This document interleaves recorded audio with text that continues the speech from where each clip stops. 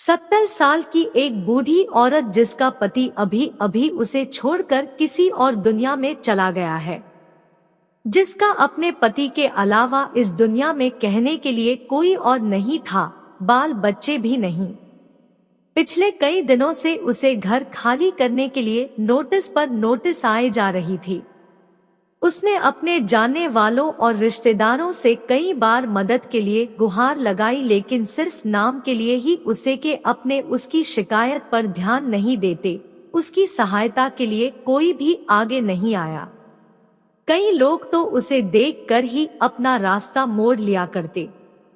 बेचारी करे भी तो क्या करें।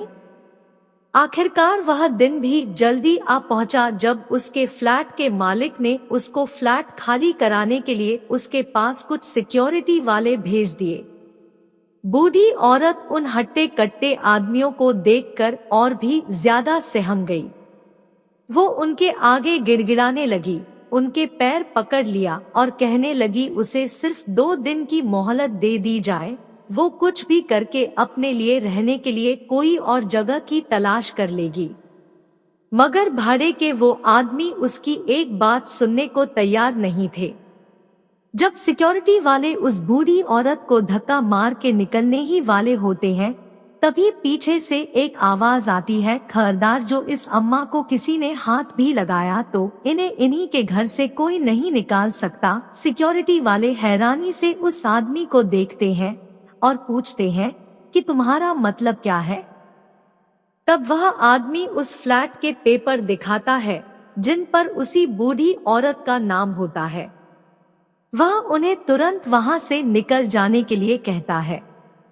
पेपर देखकर वह सिक्योरिटी वाले वहां से निकल जाते हैं। यह सारी घटना बूढ़ी औरत बड़े अचंभे में देखती रहती है। सबके जाने के बाद बूढ़ी औरत उस आदमी से पूछती है कि बेटा, मैंने तुमको नहीं पहचाना, लेकिन मैं इतना जरूर कहूंगी कि तुम आज मेरी जिंदगी में भगवान की तरह आए हो। तब उस आदमी ने अपनी पहचान देते हुए उस बूढ़ी औरत से कहा, याद कीजिए, माजी 20 साल पहले आप और आपके पति एक मंदिर आए थे। वहां पर एक छोटा बच्चा आपसे स्कूल में भर्ती होने के लिए भीख मांग रहा था।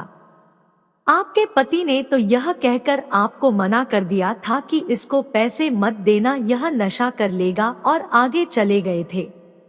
लेकिन आप वहीं पर रुक गई थी और आपने अपने पास रखे सारे पैसे उस बच्चे को दे दिए थे। आपने आशीर्वाद और एक ताबीज देते हुए उसे कहा था कि भीख मांगने से अच्छा है छोटा मोटा काम करो और अपनी पढ़ाई पूरी करो, तुम्हें भगवान जरूर कामयाबी देगा। माजी मैं वही भिखारी बच्चा हूँ जो आपके बताए रास्ते पर चलकर आज इतना बड़ा हो गया है, एक एस्टेट एजेंट बन गया है और इस काम में बहुत शोहरत और दौलत कमाई है। इसी काम में मुझे इस बात की भी खबर रहती है कि किस दिन कौन सी प्रॉपर्टी खाली करवाई जाने वाली है। जब मैंने आपका नाम इस लिस्ट में देखा तो मुझसे रहा नहीं गया। जो मदद आपने मेरी बरसों पहले की थी वह मैं आपको लौटाने आया हूँ। इसलिए मैंने तुरंत आपका घर खरीदकर आपके नाम कर दिया है। आपने जो ताबीज मुझे उस समय दिया था जिसने मेरी आज तक रक्षा की है, मैं वह आपको लौटाना चाहता हूँ। मैं चाहता हूँ कि यह ताबीज अब आपकी रक्षा करे।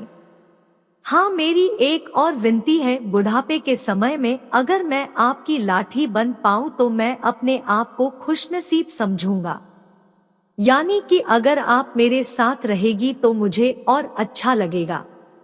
बूढ़ी औरत यह सब बातें सुनकर बहुत खुश हो जाती है और उसकी आंखों से खुशी के आंसू बहने लगते हैं। आपको कहानी अच्छी लगी हो तो चैनल को सब्सक्राइब करें और लाइक कमेंट करें ताकि ऐसा ही आपके पास कहानी आते रहे।